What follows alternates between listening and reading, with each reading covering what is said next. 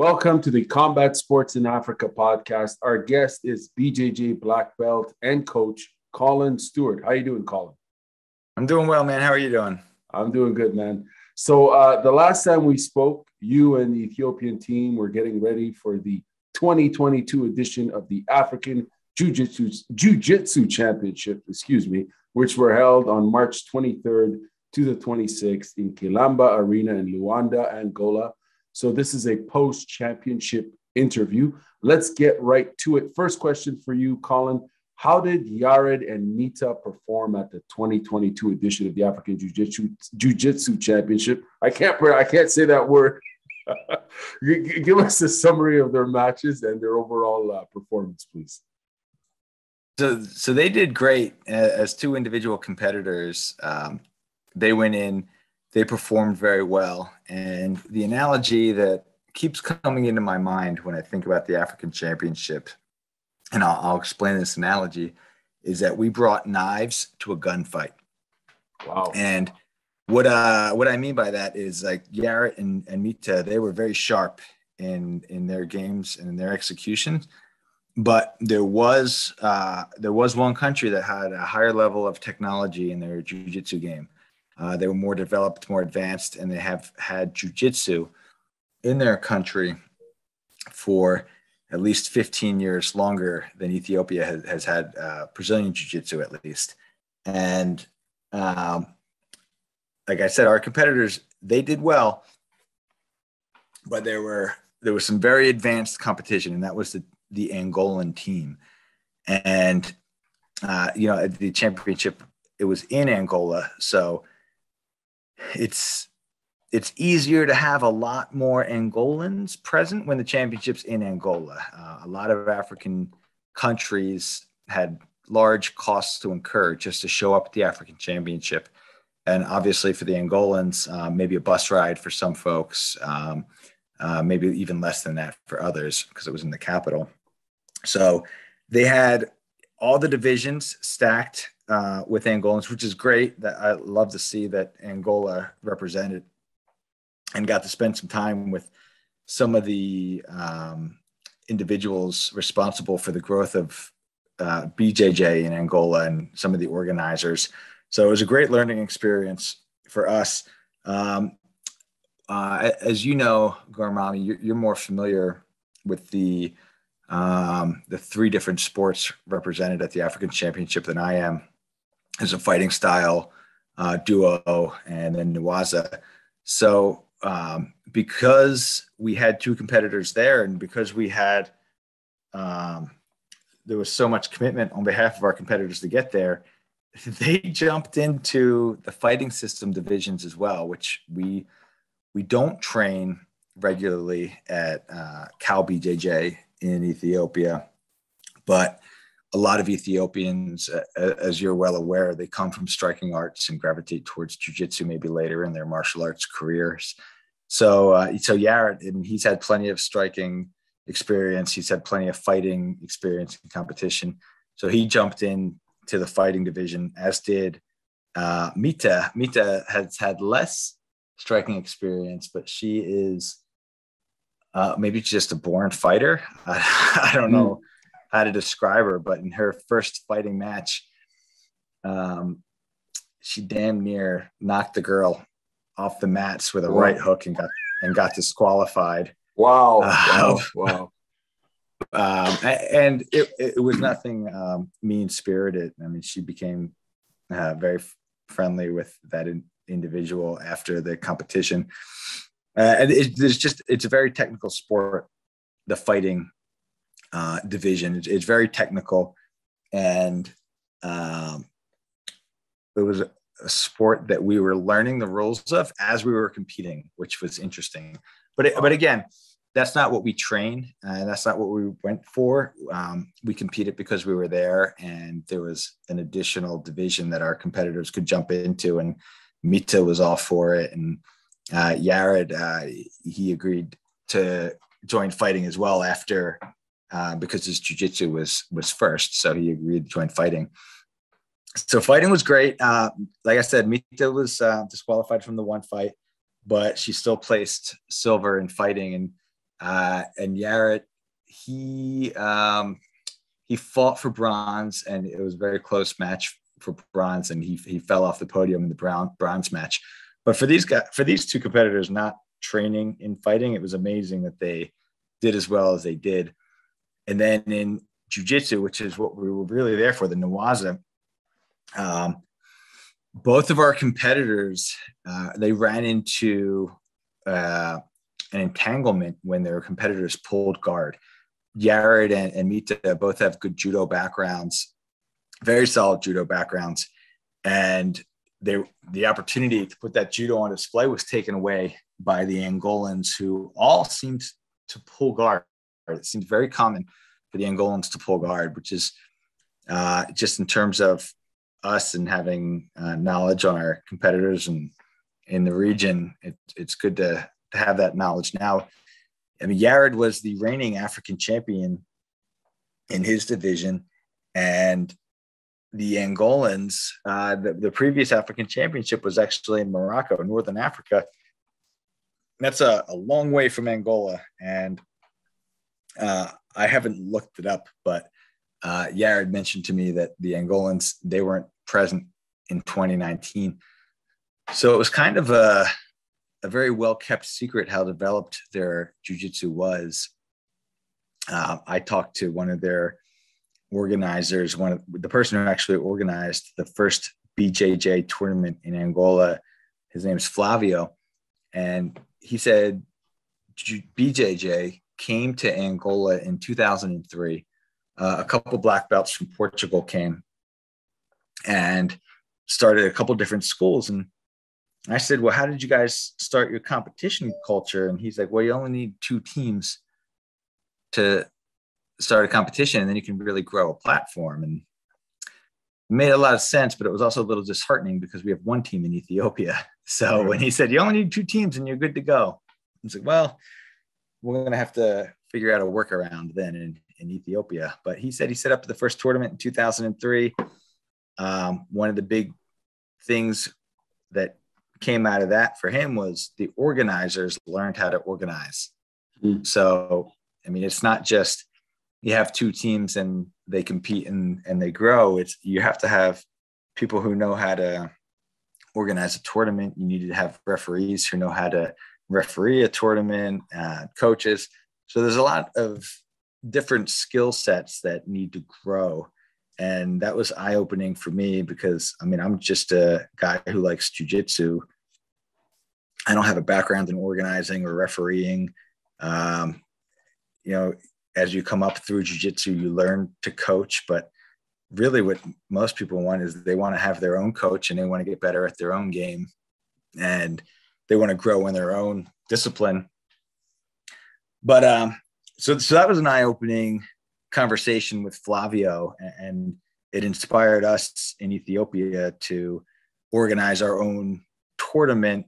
But because we only have 1 team, we organized a red team, blue team. We split the team in half, and we coordinated an in-house intramural tournament inspired by the African Championship. So a lot came out of it. In addition to the 3 medals that our competitors did bring home, just seeing what the landscape is on the continent, seeing where the bar has been set by the Angolan team, that was really the from my perspective as a coach, that was really the value of us showing up and competing, in addition to some of our top competitors getting mat experience, competition experience on a bigger stage, which was for them individually. I mean, you can't measure that. That's a fantastic opportunity for them. This is really interesting. I have a lot of questions to ask you about and Angola in particular to what you saw as far as the quality of jiu-jitsu, as well as how the Ethiopian team did. One thing I just want to flag in advance is recently IMAF held, the International Mixed Martial Arts Federation held their own African mixed martial arts championship in South Africa. And the Angolans, man, they showed up and they represented and they made the podium. So it looks like Angola is a key player.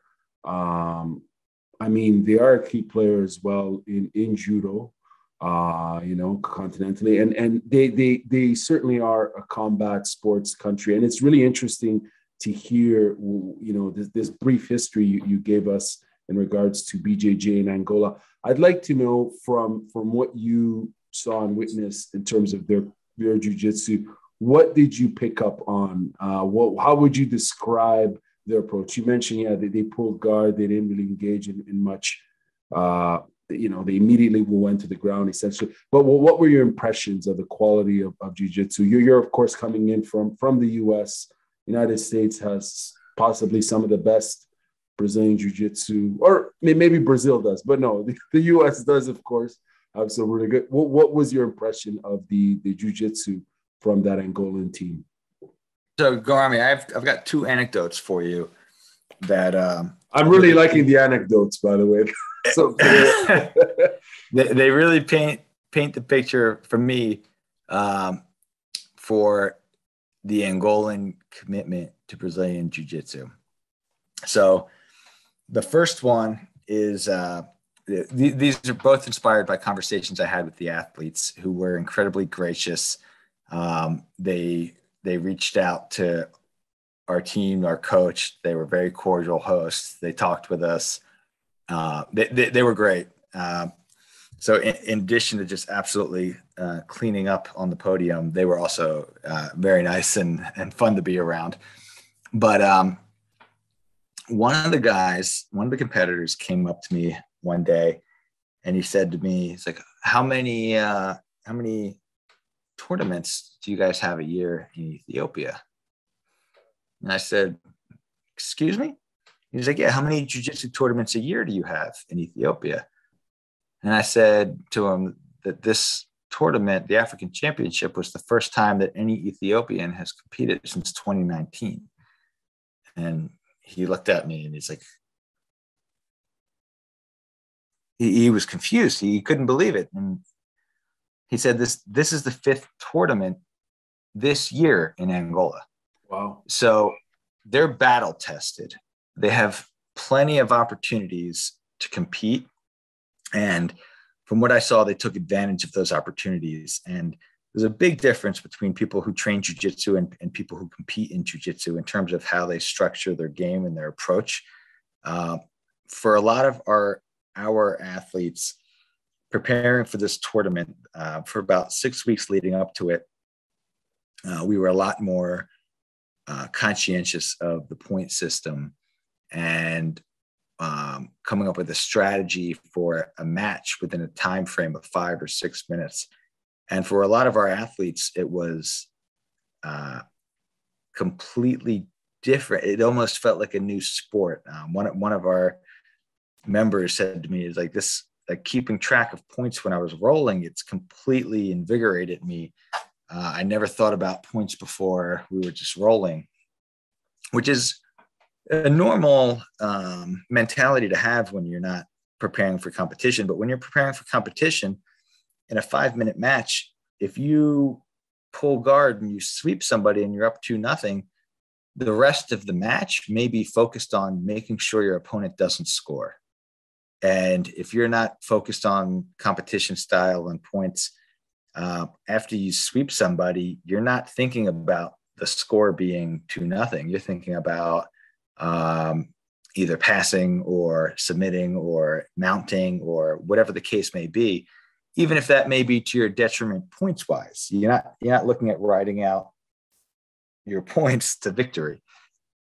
So it's a different mentality, and the Angolans have ample opportunity to work that style, and you could see they had a very seasoned approach to their competition style. So that was one anecdote. The other one wasn't a conversation that they had with me, but Yared and Mita told me about it later.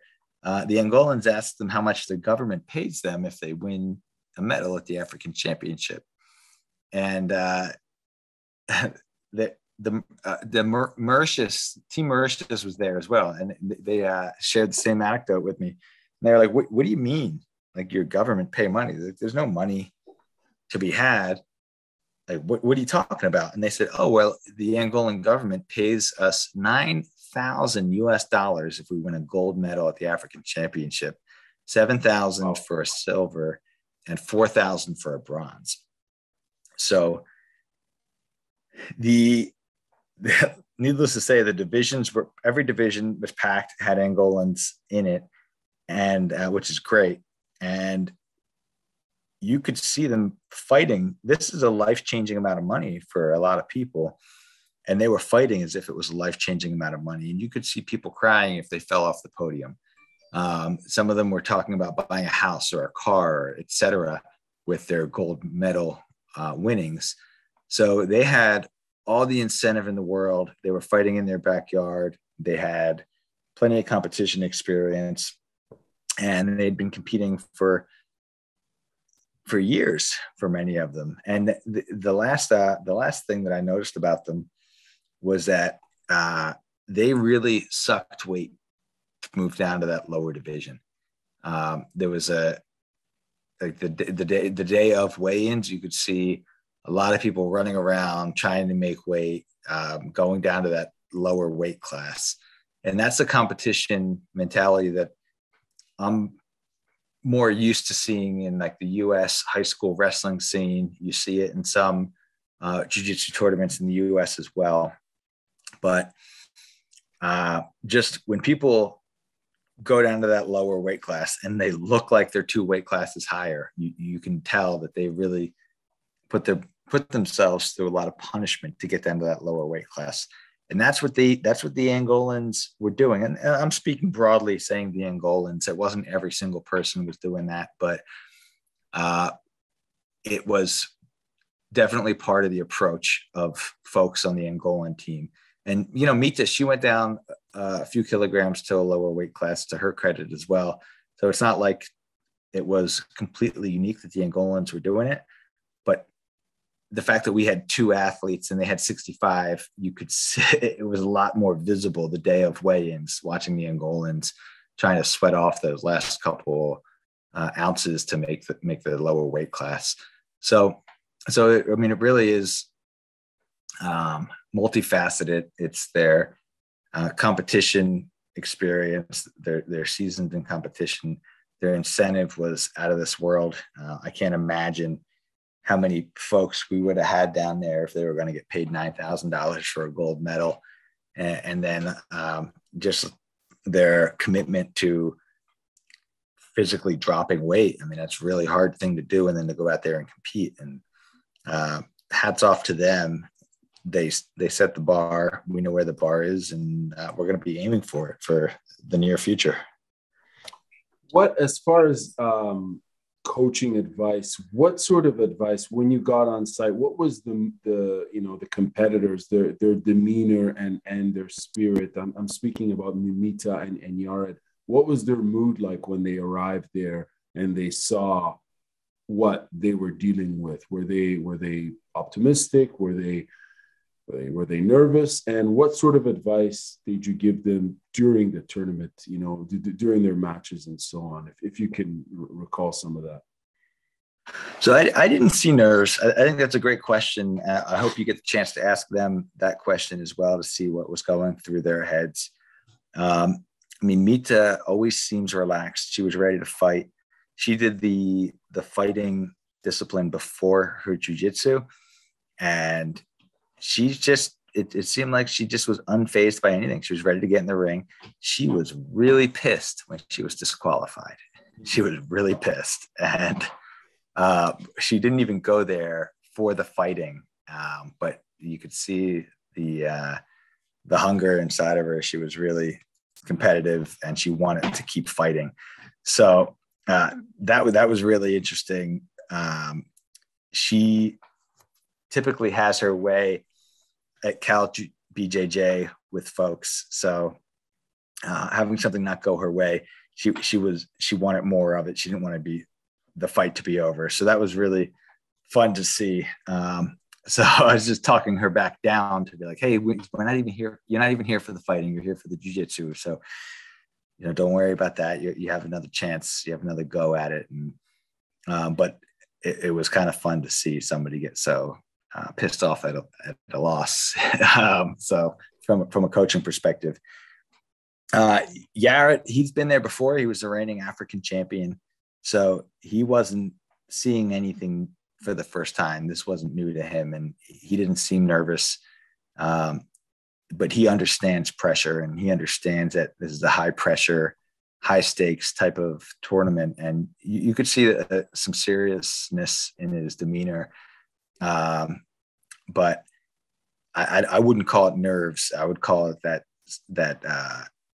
nervous energy that's motivating or incentivizing to athletes before a match. It was like a focusing nervousness as opposed to a kind of a fish out of water nervousness where you're not sure what to do or what to expect. Like he looked like he'd been there before. He knew what to expect, and he was using some nervous energy to focus on his matches. That's my outside perspective. I mean, I'm not going to ask somebody that question before their match. Like, where's your head at? How do you feel? Right. Because if I don't get the answer I like, I'm not sure what I'm going to say. But they seemed prepared for the moment. Yared ran into, and both of Yared's opponents pulled a closed guard on him, and like they actually jumped. They jumped and with it closed, and they just brought him down. Yeah. So the one guy, it was more. I wouldn't call it jumping guard. They more pulled him into a closed guard. Okay. But so Yared's a very dynamic athlete. He's super fast. His transitions are so quick, and both of his matches, both Angolans, by the way, both of his matches, he had his speed and quickness neutralized by the closed guard. And he was still able to score points against people who ranked higher than he was ranked. But the closed guard, it was, I can't imagine they looked up Yared's game specifically. Perhaps they did, but both of their matches were perfectly designed to take away the most dynamic aspect of Yared's game, which is his quickness. He's technically sound, of course. He's got good balance, but to just take away his quickness right off the bat, that was a genius game plan, if not by accident, that they had against him. So, needless to say, since then, we have been doubling down on Yared being stuck in the closed guard. Like, he's starting every match at KAO. He's starting inside the closed guard. We worked on a couple different creative ways to open closed guard and to try to gain that edge back. The X factor being his speed. So that's something that we saw, something in his game that they were able to exploit. And that's what they say about jiu-jitsu: you win or you learn. So we're working on Yared's guard opening, and then the flip side of that is also like guard pull defense. We had worked some guard pull defense leading up to this, but Yared, being a judo guy, he was really hoping to be able to put his judo on display. But we did work some guard pull defense previously, but like I said, the Angolans, their competition approach is so sharp. They walked out, they knew exactly what grip they wanted to start the match. And when they got that grip, they were very quick and efficient at pulling Yared into a closed guard. So that's something that we'll be working ahead of the World Championship, which is October, November in Dubai. And we'll keep working that from now until then. For you as a coach there, this is the first time you're coaching the team outside of the country at their first ever tournament in a couple of years. What was the experience for you personally? Well, what did it mean to be there and to witness this tournament? So it was a very large stadium, which is one of the first things that was very notable. you pull up to the stadium, they had these bright lights flashing across the stadium. I mean, it was an arena-sized stadium. And when we walked in the first night, they were just setting up the two mats, the two rings in the middle of this giant stadium.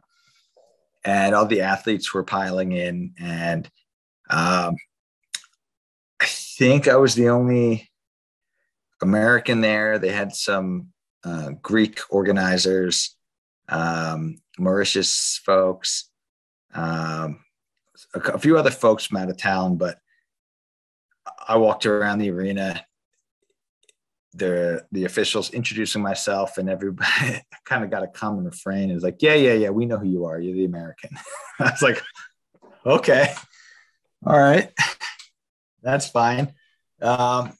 But really, besides getting the guys registered, helping with weigh-ins, making sure that they were there on time and everything like that, the coach is an afterthought. Everything's all about the athletes there.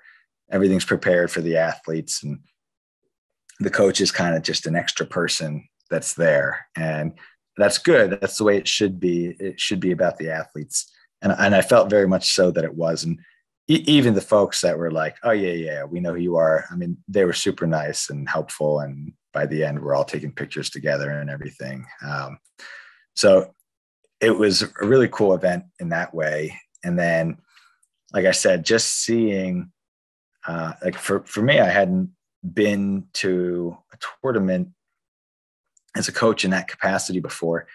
So just taking notes myself in terms of what people are doing to build jiu-jitsu, what people have done, what the organizers are doing, what the referees are doing, just trying to take perspective on how the sport can be grown or should be grown, to be able to bring that back to Ethiopia. Because like I said, I was always a jiu-jitsu athlete competitor, and I'm in a slightly different role now. I mean, you can't come up through jiu-jitsu without getting some coaching experience. But it's a different type of coach that I am now in Ethiopia than when I was back in the States. So I was just trying to learn as much as I could about what other folks are doing in their environments to grow the sport that I can take back to Ethiopia. And like the biggest thing was like Flavio, he's one of the coaches in Angola, just picking his brain. He was the first organizer of a tournament in Angola. He drove us to a couple of our COVID tests. So I got some one-on-one time with him and just picked his brain about how he did it back then, what the environment was like back then. And yeah, he's very professional type guy. And he was more than willing to share with me his experience. So for me, it was, okay, the athletes were here. We know what they need to take care of. I'm here to help them take care of what they need to take care of. But then there's something bigger than this individual tournament that we need to be able to bring back to Ethiopia with us. There's something that we can bring a piece of the experience back for the rest of the team, because we have 30, 40, 50 people training at KAO BJJ who don't have any idea what this tournament experience is like. They've never competed. And we need to be able to recreate something like this for them, because tournaments are really help push the sport to the next level. Not everybody's going to compete, but even people who don't compete, they either attend tournaments, or they help referee, or they help with the score table, or they help. There's a peak component to learning that everybody has an opportunity to learn, not just the competitors. And I had a buddy when I was coming up in jiu-jitsu. He started refereeing, and he would go away for a weekend and referee something like 8,000 matches or something ridiculous in a weekend. Wow. And come back. And just watching that much jiu-jitsu, it didn't take very long where he was bringing back stuff to our gym that we had never seen before. And he's showing us things that he saw or that somebody did to him when all the referees got together and rolled or anything. And I remember that being a pivotal moment in the development of the program I was in was just my buddy bringing back new jiu-jitsu for being a referee. So there's something that, my point being, it's something that everybody can bring back from a tournament style. And it doesn't need to be that you're a competitor. It can still help grow the sport in the country. So for my, that's a long-winded answer, but from my perspective, that I was trying to get some of those intangibles that I had seen before and that I was witnessing that weekend and bring that back to Ethiopia, not just the medal count, so to speak. Right. And when you guys went back to Ethiopia, you jumped right into organizing an in-house tournament, as you kind of alluded to earlier on in the interview. Tell us about the in-house tournament and how it went and the overall experience between both teams. I think I may be frozen. I don't know if you can hear me. Yeah, I can hear you. I can hear you. I'm still frozen. But yeah, please continue. Oh, yeah, there I am. So the last night in Angola, Yared and I, we got a couple Kuka lagers, and we were just kind of gathering our collective thoughts about the weekend. And both of us, it didn't take very long for us to get to the conclusion that we needed to get the guys more competition experience. And, in the African Championships, everything's red and blue. Like there's a red corner, a blue corner type of thing. So we said, okay, well, we only have one team, so we're going to have to go red-blue. And we took two of our top guys, not yet, Yared not included. And we took two of our top guys and we held a draft. And we said, okay, here's everybody who wants to compete. Let's go ahead and pick teams. So we just picked red and blue, and then had to do some finagling. I had to reach outside of our community at KAO BJJ. I found a guy, good bit bigger than Yared, but who had a high school wrestling background, maybe 6 years of Greco-Roman wrestling. Oh, wow. And he agreed to compete against Yared and NoGi. And one of our team members, Blake, he trains a little bit at a gym outside of town, and they had a couple guys who did some, we'll call it MMA. I'm not sure, I don't know these two guys that well, but they do some more well-rounded martial arts type of training, weightlifting, etc., cardio. And they heard that we were competing and they wanted to jump in and compete. So we scheduled a couple of NoGi rounds for them, and we rented space in our sports club for the Sunday morning. I was the referee.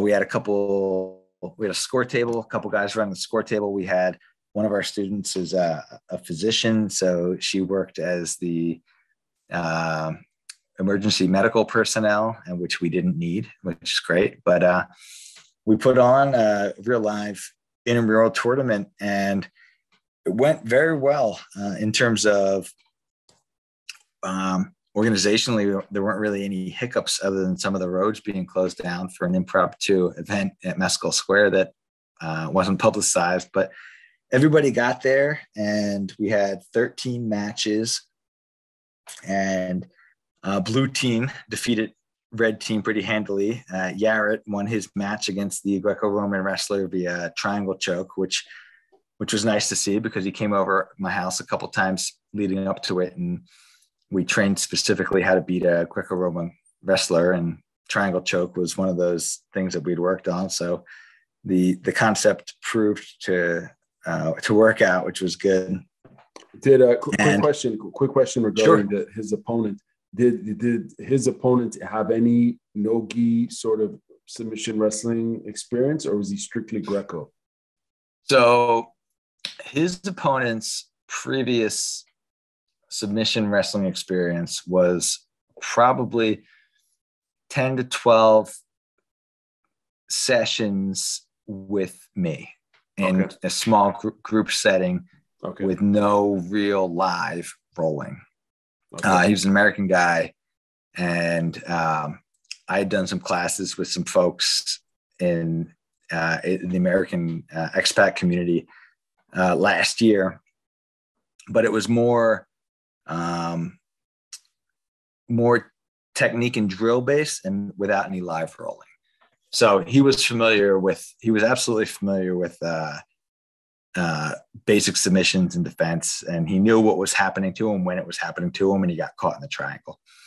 So he was not a complete fish out of water, but he was not as well. Bigger, right? I saw a picture. He looks much bigger and maybe like what, 15, 20 pounds heavier.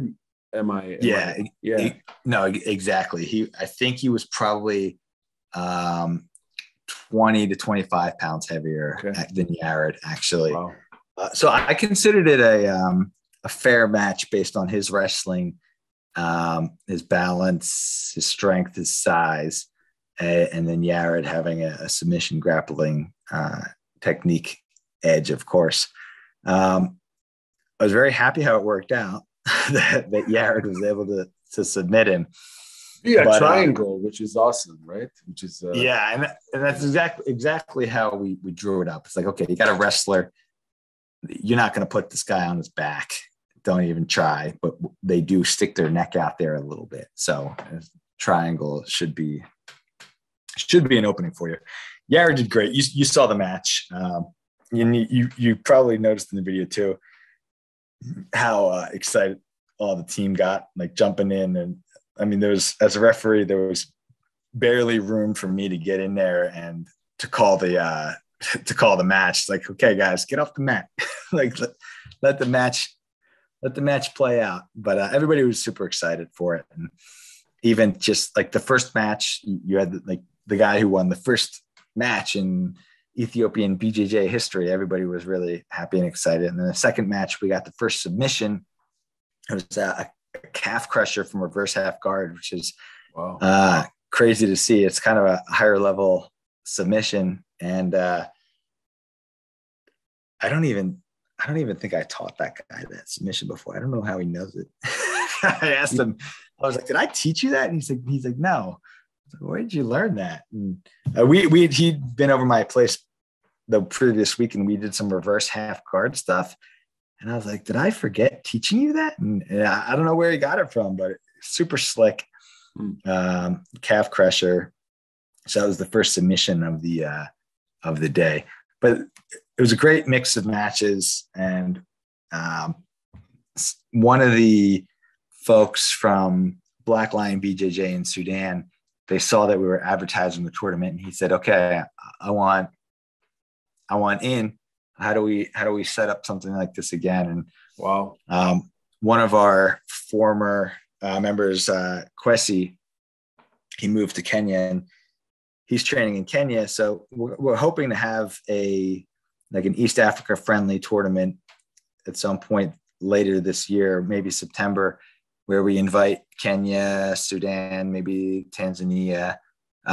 If they're able to come to Ethiopia, we'll put on a friendly tournament with those countries. And if we can't get them all together, then we'll invite who we can. And then we'll try to schedule a trip where we get a couple of our members to go and compete against whoever couldn't come. Because we do need to get more competition experience for the folks that want it, because that's what is going to push the level of jiu-jitsu up in Ethiopia. Really, like competing isn't just 5 minutes on the mat. It's the months you spend preparing for it. And then I know you and I discussed this on our last call, but it's the months you spend preparing for that 5 minutes. And then it's the eternity that you spend dwelling on whatever happened in that 5 minutes, where if you got triangle choked, you might never get triangle choked again, because you're going to spend so much time thinking about it and training the defense and making sure that you're not stuck in that position again. So we do want to create more opportunities like that. And if we can't organize anything with the Sudanese and the Kenyans and folks from Tanzania within the next couple of months, we might have another in-house just to get our guys more experience in the next couple of months. We have a couple of guys that train down in Hawassa that weren't able to make it up for the in-house. So we want to set some matches up for them as well. So we're going to keep pushing the envelope in terms of competition. As long as people want it, we need to feed it to them. That only makes sense, and it's exciting to see that there's an interest in competition, right? Because that's how you develop as a grappler. I mean, you mentioned that not everyone needs to compete. I hear that, but I think the real learning and development and growth, as you mentioned, also happens with more competition, especially for lower level competitors. Quick follow-up questions, and then we can wrap it up. I appreciate your time, Colin. What when you talk about the East African tournament, are you going to be are you guys going to be expanding more? You mentioned Awasa, like there's 50 competitors at the KAO dojo. I'm sure that there's interest possibly beyond that. So are there talks to possibly consider expanding the base of competitors? And you mentioned another in-house tournament. Would this be a monthly series, or would that be too much, or would it be every 2 months? So I think monthly would probably be too much, just in terms of we have a small pool of competitors, and there, for us to put on an official tournament, there is an additional cost for us to rent the room and then the organizational time. Whereas if we only had a handful of matches each month, we could handle those as part of our regular classes, which is another option that we have, is having maybe like each Wednesday night or Friday night or whatever, having a super match before we start live rolling, where everybody's there, they're watching. So you get a little bit of that tournament pressure where like all eyes on me type of thing. And then you have the scorecard set up, so you're keeping track of points, and you have like one guy that you're preparing for a week or so, maybe to come up with a strategy for a game plan for your match. So we can do some one-off things like that on a weekly basis. And I think we'll continue to do that. In terms of expanding our competitor base, I don't know how to find more people. I mean, we have Instagram, Telegram, Facebook, WhatsApp groups, and as you're aware, I'm not super well versed in anything in Ethiopia. So how to grow organically in Ethiopia is outside of my bailiwick. And a lot of the members of the team, they're a lot more plugged in terms of with social groups or like local media and things like that. And they do some promotions, and they all come to me like, hey, there's so many more people that would want to do jiu-jitsu. They just don't know about it. Like, okay.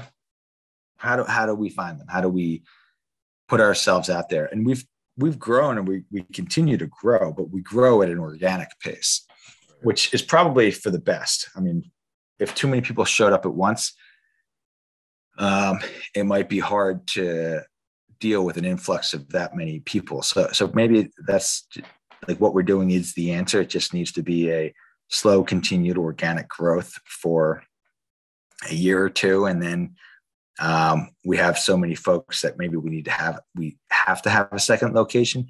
We do have a couple guys that train in Hawassa.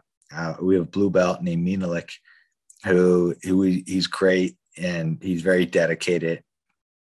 He's looking for a dedicated space down there to open a formal academy, but he does have some mats and a training space, and he trains regularly down there. There's some guys I mentioned that train more of a mixed martial arts type of style further outside of the city. I would love to find some traditional wrestlers to link up and cross-train with. But if there are more competitors out there, yeah, we want them. But for now, I think we're looking at most two or three steps down the line in terms of how we develop competition experience. And I think the first step from here is a second in-house tournament. And again, I think it's really important that our organizers have an idea of how to organize an event before we invite guests to come compete with us. So we have one tournament under our belt. It went very well. Having another one under our belt, and then inviting, like I said, some of our neighboring countries to come compete with us. I think that's a great next step. But we also have the World Championship, the JJIF World Championship in Dubai in October, November, and we don't want to lose sight of that. Right. And in that championship, I think we have to anticipate that there's going to be very high level belts in each division. And that's going to be a challenge for us. And we have to look at what the economic, we want to go, we plan to send competitors, but the economics of it are also going to be tough for a lot of folks. Whereas if they can get some local competition experience, that might be more worthwhile for some of our competitors than going to Dubai. For other of our competitors, we want to continue to push them and have them go up against the best of the best so they can see what the standard is and continue to aim for that standard. So in terms of looking 2 to 3 steps out, I don't think we're past the World Championship yet. And hopefully before that World Championship, we've got another intramural event. We have a friendly competition with some neighboring countries. And then it would be Dubai would be step 3. And that's where we're looking now. Perhaps we, at that point in time, we regroup and come up with okay, what do we want to accomplish over the next 6 to 12 months? Maybe before that, even we come up with a next 6 to 12 month plan. But we also want to have a trip down to Hawassa with a few of our members to compete against our smaller contingency down there to get them some competition experience. And also for whoever comes with us down there, it's a different competitor to face up against. It's a different style. There's an unknown component to it when you don't know what they're going to do, if they're guard pullers, if they're going to try to take me down. Maybe they compete against each other all the time. They know it's going to start with an ankle pick, or it's going to start with a knee pick, or whatever the case may be. But we want to go down to Hawassa with a couple of our competitors as well, and just to mix it up and get both sides some more competition experience. But yeah, anything we can do to find more competitors would be great. And we do appreciate, I did want to say to you, we do appreciate you doing what you're doing to promote us. Somebody actually reached out to me on Instagram 2 weeks ago and asked about details for Jiu-Jitsu in Addis, and asked about KAO. And I responded very matter of fact, here's when we train, we'd love you to come in. And they just said to me, is this Colin? And I kind of was like, yeah, it is. Have we rolled before? Like, what's going on? He's like, no, I just listened to a podcast that I think you were featured in. So I was wondering if it was you. So you found us awesome.